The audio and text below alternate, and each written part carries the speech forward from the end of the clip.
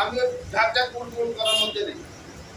সেটা হচ্ছে যে আমরা যদি ঐক্যমতে পৌঁছই, আমি যদি হিজবুল্লাহ ইমামের অনুগত্য করে থাকি, তাহলে ওই জলসাটা করার দায়িত্ব আমার।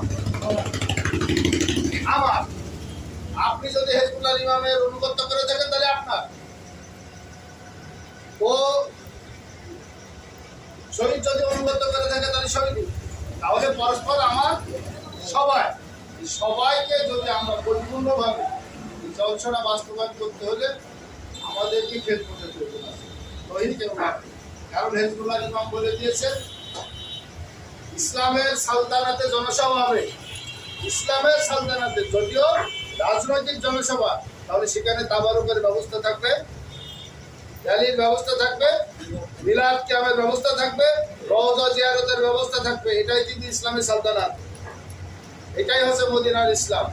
আর সেই ইসলাম যদি আমাদেরকে জমিনে প্রতিষ্ঠিত করতে হয়, আঞ্চলিকভাবে প্রতিষ্ঠিত করতে হয়, মানুষের মাঝে যদি সৎ ইসলামের দাওয়াত দিতে হয়, তাহলে এগুলো থাকতে হবে না? হবে না?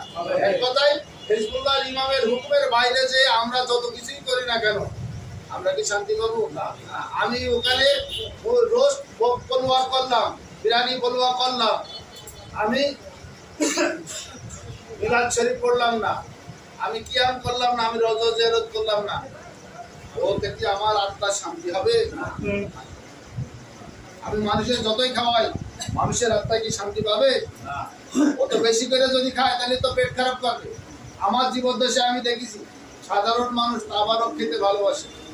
কিছু কিছু মানুষ আছে, আমি শহীদদেরই বলছি, শহীদ এখনো তাবারক খেতে পারে, তা বলছে বেশি।